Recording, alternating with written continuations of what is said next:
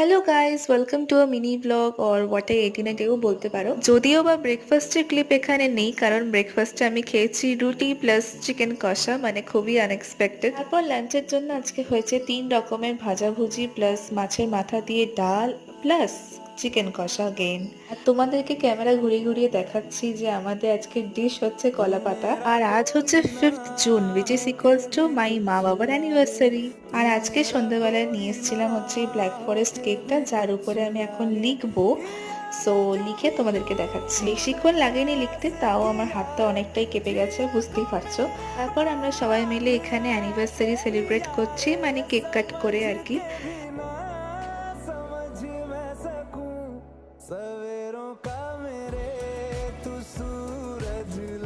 ব্যাস এরকম anniversary celebrate করে আর ডিনার করে শেষ হলো দিনটা। Thanks for watching.